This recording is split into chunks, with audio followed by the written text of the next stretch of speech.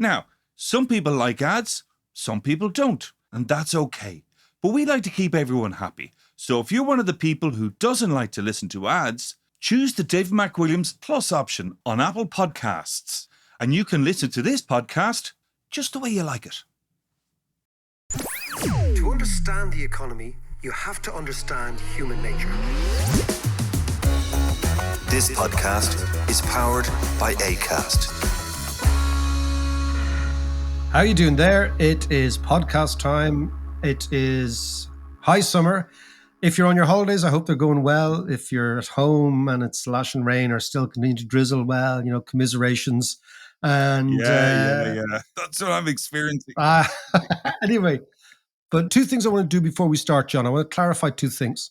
Yeah. On Thursday last, we spoke about Italy and we had the discussion about Italy.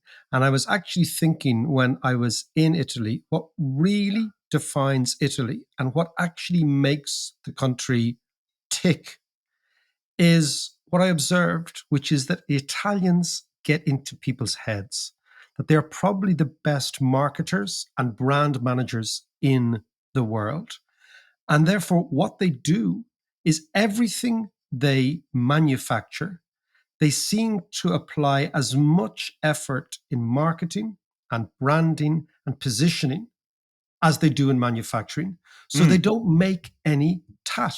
Everything they do is so high end. So their cars, there's a reason Italians make Ferraris and Maseratis. Yeah. There's a reason that Italian couture sells at much higher markups than any other couture in Italian fashion. There's a reason that Italian food sells at a much higher markup. Italian wine, Italian design, Italian coffee machines. It's style and substance. Well, what it is, John, style and substance, I always think, by the way, always go together. I always think this expression of, he's all style, no substance is bullshit. In fact, style and substance, style is substance and substance is stylish, right? I've always thought that. But what the Italians have managed to do in a world where China has been forcing manufacturing into a race to the bottom and based all on cost, so manufacturing industrial parts of the world have been dragged downwards by the Chinese. The Italians thought, fuck this, we're going the other way. We're not going to compete with you in the mass market. We're not going to undermine ourselves. What we're going to do is we're going to get inside your heads and we're going to brand and we're going to design and we are going to say to people, you will be proud of having an Italian product. And you will actually brag about an Italian product. And it's that amazing understanding that what do you do when you're faced with a juggernaut like China? What you do is if you compete with them on price, you're gone because you cannibalize yourself. Yeah. But what the Italians have done, and I was sitting in Milan train station, John, trying to figure this out after we did the podcast. What makes a difference? And it's that idea that the Italians are marketing geniuses. And that's what has allowed them play the high value added game. And once you play the high value added game, what you're basically essentially means, I will make this thing for 10 euros or 100 euros, but I'll sell it to you for 300. And that bit in the middle is marketing. That bit in the middle is fantasy storytelling. And the Italians are better storytellers than anybody else. And that's the secret of their success. That's my conclusion, John. Hence you have a Vespa. Hence I have a Vespa. Exactly. You're absolutely right. And not a Honda 50.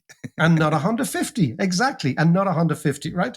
The other thing I thought about in Italy, which is they have a huge national debt. Massive national debt. And I thought what has really benefited the Italians is COVID, right? The Italian debt market was bailed out by COVID. And I'll explain that to you, right? So the two things coming at the right time. When the coronavirus, COVID, whatever you choose to call it, when we went into lockdown, the ECB reacted by saying, okay, don't worry, we'll extend as much credit as possible. We'll buy up as much debt as possible. What the ECB did at the first sign of a debt crisis in Italy, and there were signs of this about 2 years ago, that the markets were selling Italian debt, the ECB bought all the debt. So the ECB has bought all Italian debt and it's put it into a big, basically in a skip, right, in the ECB. Yeah. And it can't now unravel that trade because by unraveling that trade, it risks a sort of a debt crisis again in Italy. So the Italians have managed to sort of outsource the ownership of their debt to the ECB, and they can genuflect to COVID. And they can actually say, thank you very much, COVID. What happens to that debt now? What are we paying for that then? No, The rest of Europe? one of the mad things about central banking, and it's something that people really don't appreciate because they can't get their head around, which is because the central bank prints money, Yeah. it can actually buy up whatever it wants and stick it in effect in a big skip. Yeah. Stick a match to it. The private sector can't do that because the private sector is borrowing money, but Yeah. the central bank's printing the money, so it's making the money up. And what they've actually done in the Italian case, and I think we're going to talk about Spain and maybe next week as well, in the Spanish case, Yes. is they've bought up all this debt. They don't have a balance sheet that says your debts and your liabilities, or your liabilities and your assets should match, because central banks don't have a balance sheet. It's a notional balance sheet. And they've bailed out the Italians. And the Italians are saying, thank you very much. And this is what makes the whole thing tick. They've just been lucky. Was that a smart move, or was it kind of something they fell into?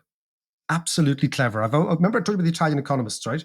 Yeah. These are clever, clever people. And that's why the Germans are so pissed off about everything, because they've been outsmarted and outfoxed and outplayed and outmaneuvered by the Italians. That's the whole thing. So there's the top of the podcast. What's on your mind, John? Well, actually, just before we go any further, I got a message in on my LinkedIn the other day from a Martin Nutty. He says, you got my name wrong. This was Martin Tutty, who was tutting away, who contacted you with a correction about the American mortgage. Interest rates. Yeah. Yeah. And you said his name was Martin Tutty, and I said he was tutting away, but actually he's doing his nut now because his name is Martin Nutty. So I had to put the record straight there. Apologies to Martin Nutty, who I know is based in New York. Yes. So if you're listening in New York, Martin, our apologies. And in fairness to Martin, he is recommending the podcast widely in New York and America. So fair play. Well, he's also a Patreon. He actually pays for this stuff. Yes. So double big up to Martin. Number one, Absolutely. recommended. Number two, paying for it. Anyway, then just to change the mood slightly, because the big story of the week was Sinead. Yeah. Losing Sinead O'Connor. And it was like, I was shocked to have to say, it was almost like losing Elvis. The way it was covered, not just here, it was wall to wall. Obviously, it was wall to wall here and in the UK, but right across Europe, right across America, it was the front page news, and rightly so. But for me, like, I know you have a story about Sinead, because Sinead was a local girl. She was a Dunleary girl from Glenageary. But for me, and I just want to say this, not only did Sinead make a beautiful sound with her voice, but I believed every single word that she sang. Wow. In every song. And that's because she owned every song she sung. And that for me is soul. That's real soul. And that's real power. And it was that kind of, she had this amazing power and fragility in one breath. Incredible. Yeah, no, it's a huge loss. She was the ultimate punk, in my view. Oh, there's no doubt of that. Yeah. No doubt of that. Yeah. You know, all the other fellas were in the halfpenny place. Yeah, absolutely. But you actually have a family connection with her. Yeah, it's a very strange thing, John. I actually knew Sinead O'Connor before she was Sinead O'Connor. And by that, I mean, I knew her when she was 13, 14, 15, 16. And an unusual set of circumstances. I'll bring you back to the first time I met her was St. Stephen's Day, I think of 1978 or 79, maybe 78. Right, okay. My father had 3 unmarried sisters, my aunties who lived in Bray, and they were quite religious. And they lived in a place called Duncairn Terrace, which is one of those big terraces in Bray, one of those kind of big sort of old Victorian houses. And they got involved in a movement that some people will have heard of called the Charismatic Movement. And the Charismatic Movement was a Catholic movement which was informed by Pentecostal evangelical thinking from the United States. They had a big gig in the RDS, I think, around that time, because my aunt went to that. Well, they had a massive... So the Charismatic Movement was called Charismatic Catholic Renewal. And it was all about being born again. So it was a parallel movement that was a born-again movement side by side with the established Catholic Church. So outside of Mass, this went on. And it was, again, came from the United States, like all these movements do, or many of these movements do. And it was an extreme form of Catholicism, which, well, with all sorts of things like faith healing and pilgrimages and all this sort of stuff. And my three aunties, I think maybe two of them really got involved in this.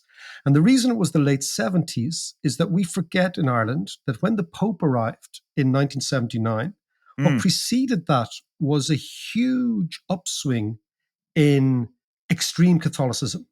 They thought this was going to be the beginning of another massive surge in Catholic observation in Ireland. That the Pope's visit was actually going to be the start of something new for them. Yeah, that was the highlight, yeah. In the event, it was the end. This is the interesting thing. In the event, the Pope's visit was the end of the whole thing and declined after that. But they thought, so ahead of that, there was this huge outpouring. So we built lots and lots of churches in the 1970s, right? You remember the Guardian Angels where you went to school? Those sort of big suburban churches built in the 70s. Ugly, awful things, right? But in actual fact, I'm quite intrigued by Catholic architecture from the 70s. Okay, I'm quite intrigued because it's the only example of modern architecture in Ireland, right? Where these extraordinary churches built things. It was like as if Picasso built churches, right? They were very bizarre. But anyway, let's come back to that, right? So we're talking about the mid-1970s, the late 1970s. And this charismatic movement was centered in Bray, where my aunties lived. And Sinead O'Connor's mum, Mary, also joined this charismatic movement. Yeah. So they were bonded at the hip, my aunties and Sinead's mum, by this evangelical Catholicism, right?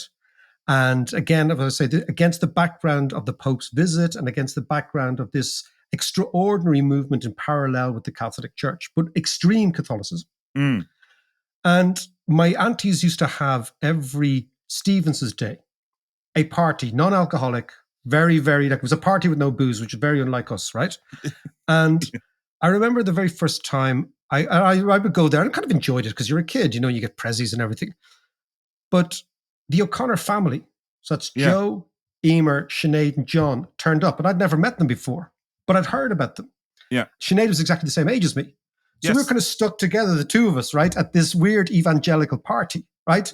When I say evangelical party, there was lots of happy clapping going on and lots of talking about God. And tambourines all and guitars. All that sort of stuff, right? Now, in the end, my cousin Tony also joined that, and he married Sinead's sister, Emer. Right. My sister Anne is the godmother to their son. So the families were completely enmeshed together, like really enmeshed together. And this was like, my mum and dad didn't join this charismatic movement, but we were aware that this was going on. So I bring you back to the first time I met Sinead was Stephen's Day of it must have been 79, because the Pope had just come and just arrived. And because her mother was a very strange woman, and there's been a lot written about her mother, Mary, who I remember as being quite dominant, but she forced, imagine when you were like, we were 12 or 13, right? And when you're 13, you're incredibly conscious of your image. You're kind of what you wear. We were mods at the time. You're just becoming, you're becoming a teenager. And actually, she didn't really like the jam. I'll tell you about that in a second. But, you're aware of your image. And Sinead's mum forced this most beautiful girl to wear what looked like a Victorian dress, right? The most weird sort of thing, because the mother was very, very odd, right? And again, it's against the background of this really evangelical Catholicism. And again, what I suppose a renewal movement was talking about, you had to be baptized by the Holy Spirit. This is what it was all about, right? Yeah, it's the born again stuff, yeah. And there was literally the sort of mystical Catholicism, but very, very corrosive stuff. Very corrosive stuff. And Sinead and I used to sit there together because we were the same age, and we'd sit on the stairs of Duncairn Terrace outside while the rest of them were all happy clapping upstairs and talk about Top of the Pops, right? Yeah. That was the thing. Say, who was on Top of the Pops? We did, because they'd meet every Sunday, right? So we'd have to go up there quite a bit. And so we got to know each other, and we just giggled all the time. She was so funny and such a total laugh. And yet it was very clear that there was something going on in that family that has all come out now, and particularly with Sinead and her mother, Mary. And I remember when her mother died, because for some bizarre reason, my aunties called my dad, and her mum was involved in a car crash on what is now Church Road in Ballybrack. Yeah. Just at the top there of White Road. And for some reason, I don't know why I remember it. It kind of was something in our family that was like, Mary O'Connor's, been in a car crash, etc. And then the next time I saw Sinead, she was busking under the central bank. Do you remember the central bank? You could busk there because it was quite good acoustics. Downe Street. Yeah. Yeah. So like for years, and I've spoken to her brother Joe about this, and then with the marriage of my cousin and Emer afterwards and all this, we were kind of condemned, Sinead and I, to sit on the stairs of this bizarre union of people and talk about music, pop music, right? Yeah. And interestingly, she didn't like the Jam. She had no interest in them. Why? I don't get that. I don't know. I was saying, the Jam are the best band. And she said, no, they're shite. But the amazing thing about it was always just really good fun.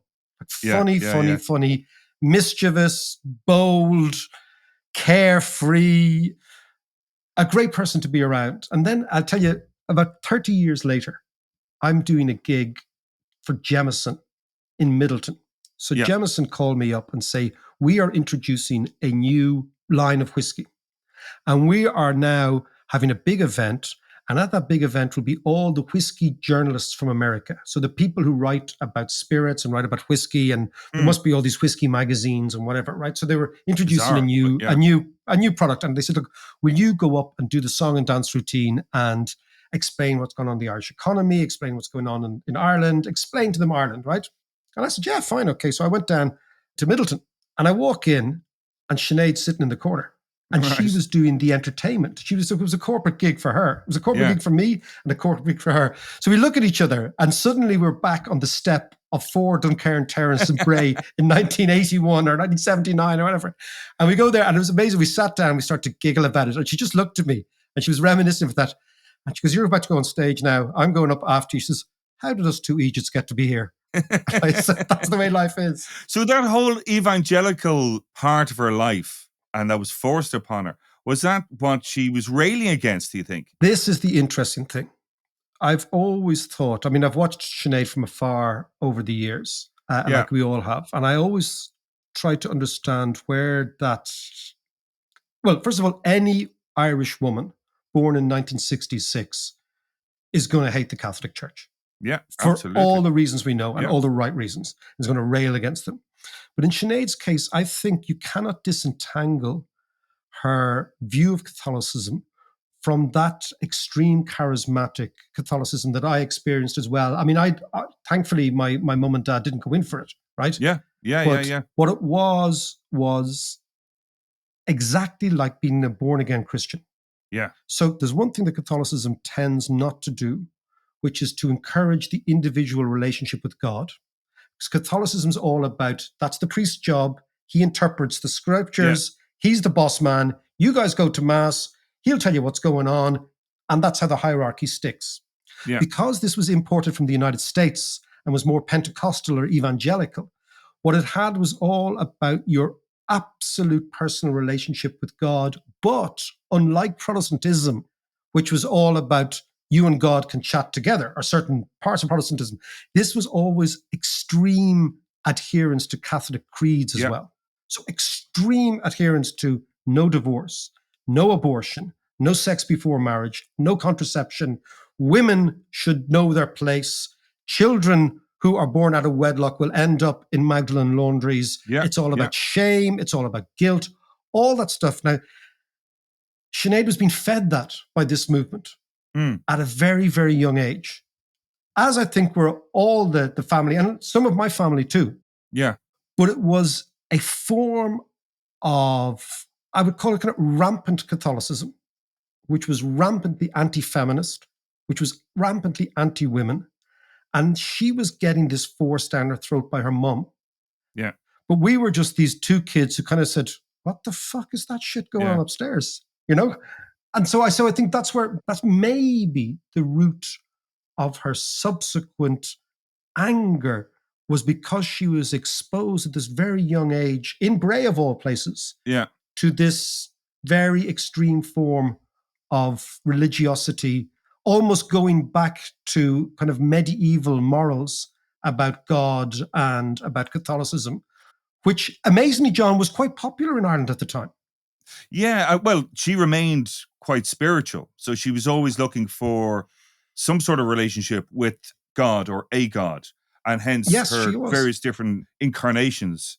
But it's interesting. And so sorry to interrupt you, John. I think that also comes back from there. I think that also stems back from religion being a very significant part of her life, and that evangelical side of, as you say, the direct relationship with the spiritual power that's greater than just the congregation. Yes, exactly.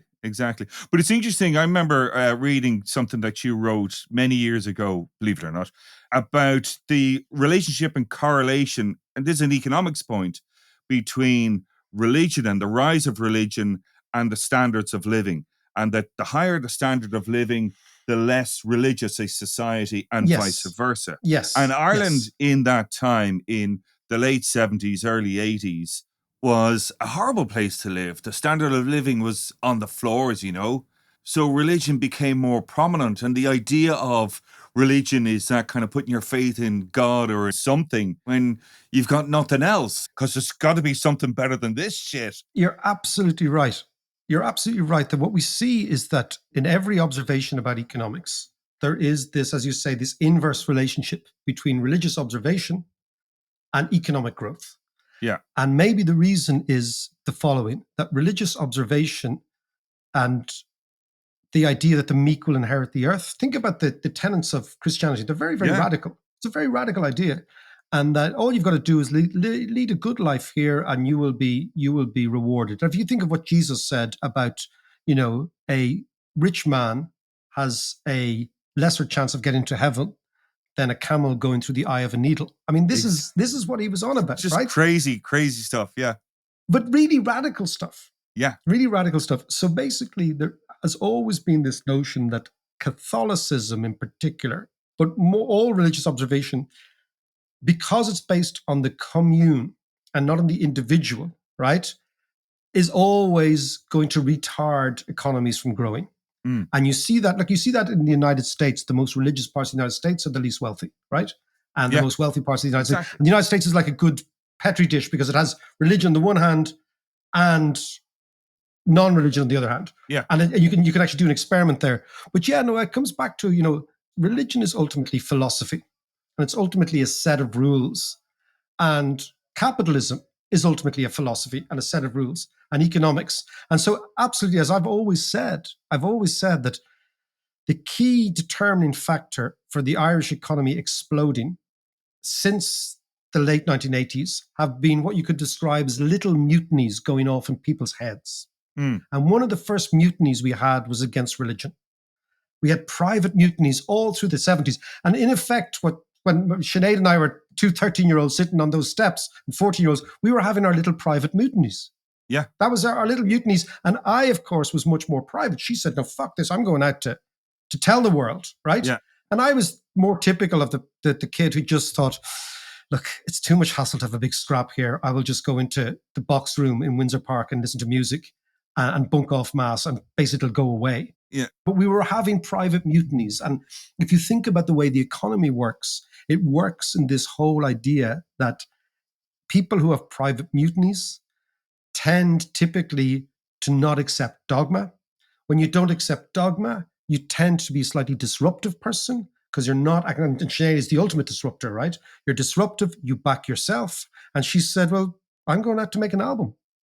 I'm going to go out and sing. I'm going to go out and tell the world. Well, she could rebel with a beautiful voice, unlike yourself. But well, absolutely, John, absolutely. But you just look at her. She was in Sign Hill, when we were kids, at that age, and I was in the school beside her in Blackrock, and I remember seeing her at the bus stop and things, and we'd meet and we'd chat, and you'd look at her, and she was just so spectacularly pretty. That was it, like pretty, striking. She really striking. As I said, I knew Sinead O'Connor when she had long hair. Yeah. It's so tragic, and she's such a major loss, not just to music. But the interesting thing, and this is what I want to get on to, John.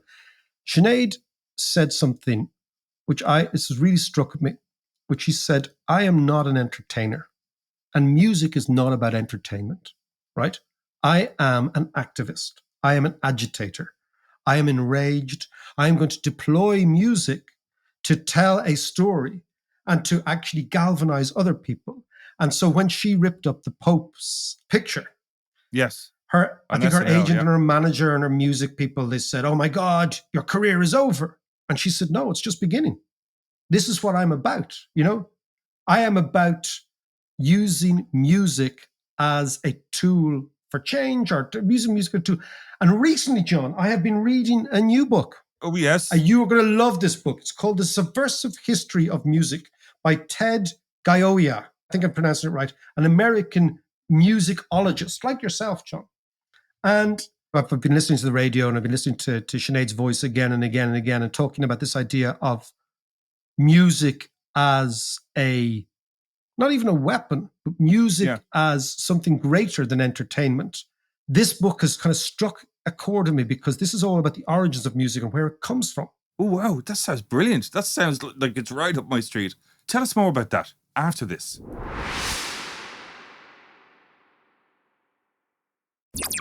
I was just thinking there, Mac, when you mentioned about just thinking back to those churches being built in 70s, you know, the Baker's Corner one, the Guardian Angels, all those just in our area. And there were the ones in Johnstown where I went to national school. There was a Yes, massive big yeah, church built. Yeah. huge churches and ugly as sin. They really were.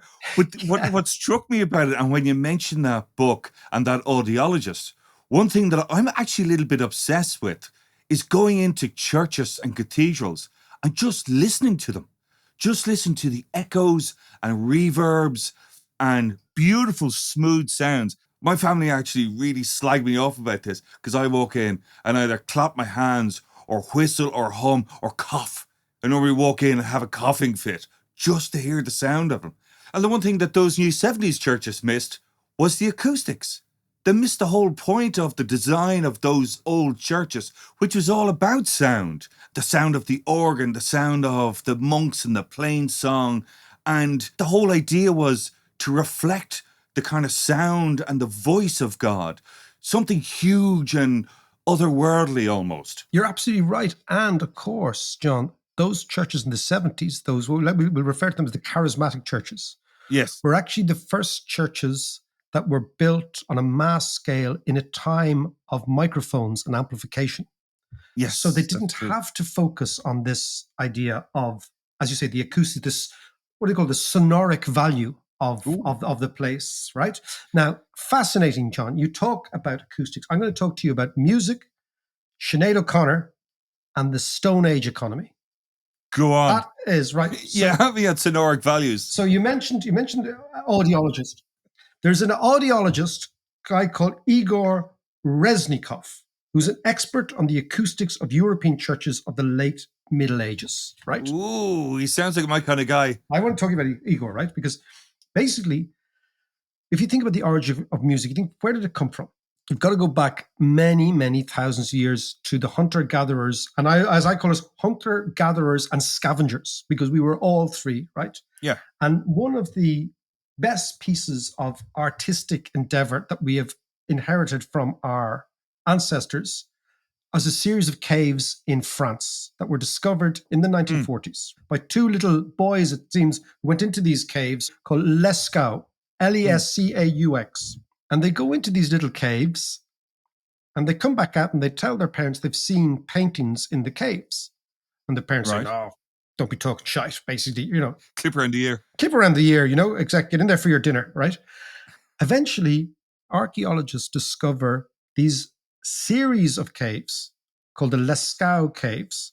But fascinatingly, the boys were right. That what the boys saw were cave paintings. There are over 600 of these paintings, and they're largely of animals. Right. And interestingly, of wounded animals. So people thought this was interesting. Yeah. This is obviously a hunt, and this is the first known evidence of human art. And for years and years, people thought, well, you know, these are clusters of paintings. They're deployed randomly around the caves. Nobody gave a second thought as to why the paintings were where they were in those caves. Yeah. Apart from being in the caves. Yeah. Except from our friend Igor. And Igor is exactly like you because he was an audiologist. And his obsession was medieval acoustics in churches. And what he used to do, he was in a habit of, and you're probably in the same habit, John, of humming when he went into a building. Yeah. Yeah. And while he would hum, I bet you do this too, right? I do.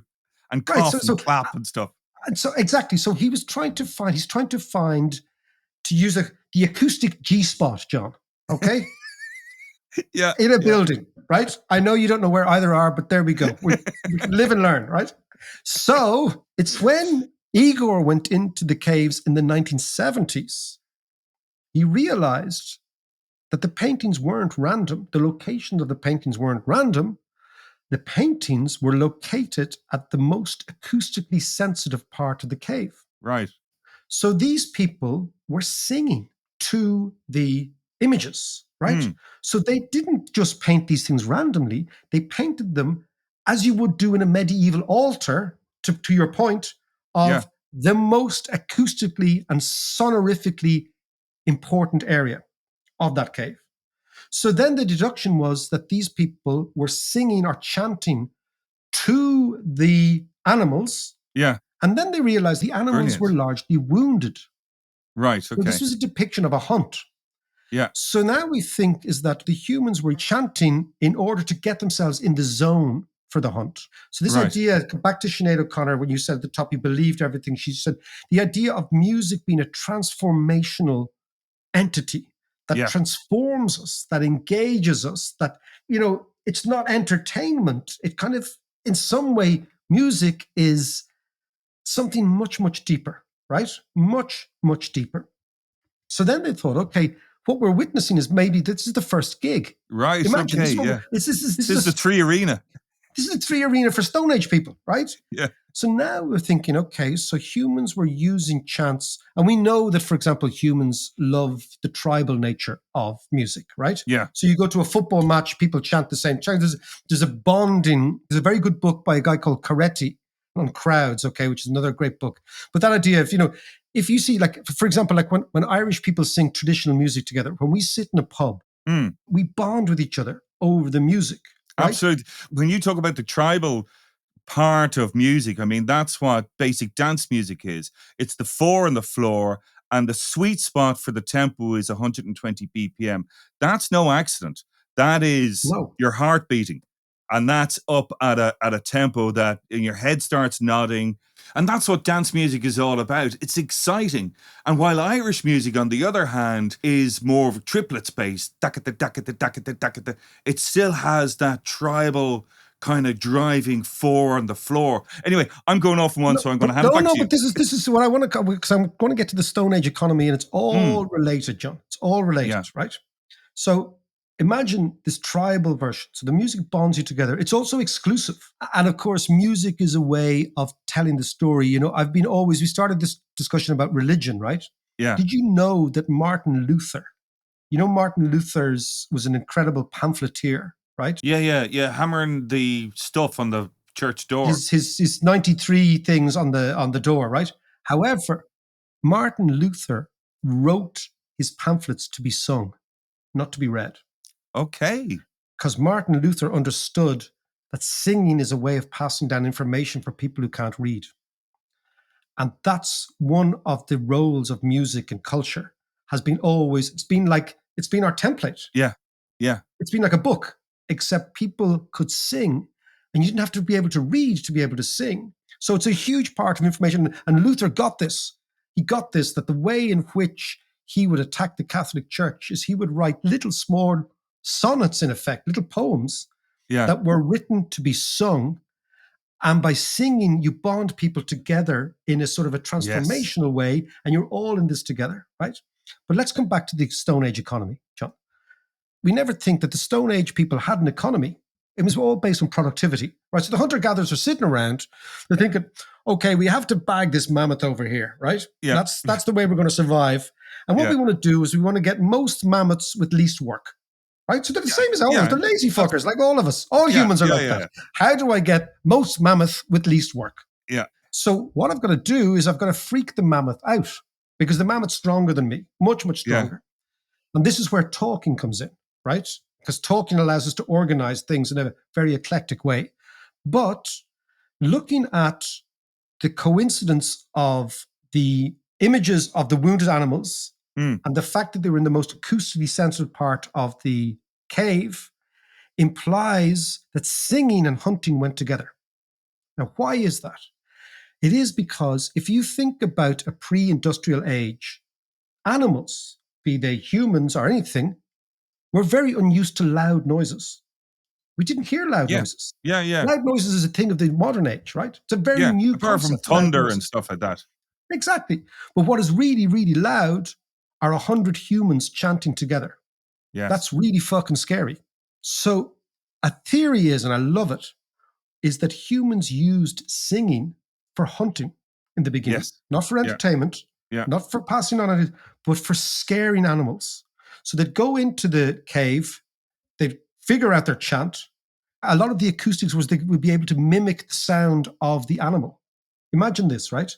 Right. Then they would come out all buzzed up after doing, it's like the Burning Man for real fucking Stone Age people, okay? Yeah. They're buzzed up, they're loved up, and they use singing to scare animals Yeah. and to drive animals into traps.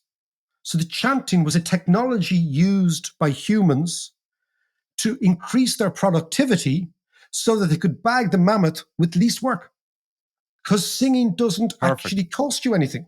Yeah. Right? Yeah. And that goes deep to this idea that music's never been about our idea, this paradigm that we have, and it's back to Sinead, that music is about entertainment and about an audience is wrong. It's new. Music was rarely about an audience. It was always about mass participation. Yeah. And this is why the Greeks, when the Greeks talk about their theatres, right? You know, if you typical Dublin theatre from the 70s called the Odeon Theatre. Yes. You know that name, the Odeon, right? Yeah. Odeon comes from the Greek word aideon, which is to sing. And their amphitheatres. Hey, I didn't know that. They were not called auditoriums, because auditorium is where you go to listen. They were called Odeons. It's where you go to sing, because singing was a mass participation event. Brilliant. I didn't know that. Yeah, so what I'm saying is that if you go back to the origins of music, this idea of the performer singing to a hushed auditorium, entertaining the auditorium, is incredibly new. What is actually the origin of music is using it as part of our broad culture to inform ourselves, to pass things on, to become part of the tribe, to gel us together. And as Sinead said, to be activist, to actually use music. Yeah. And so when I listened all weekend to all the various people talking about Sinead O'Connor, all the various people talking about her significance, I thought to myself, what was it that bonded her to us so enormously and kind of in a way in which people didn't really understand until she was gone? And what it was, John, is that same urge that the Stone Age people had, that music was transcendent and that music was us, and that Sinead was saying something more important. And we recognized that in her. Yeah. Almost slightly shamanic. You know, this idea of the shaman, almost slightly shamanic presence. And what's extraordinary for me after all these years is to go back and think about those two little kids sitting on the step in Bray in the late 70s and early 80s. And all we were trying to do was get away from the charismatics. Yeah. That's the way life is. Lovely.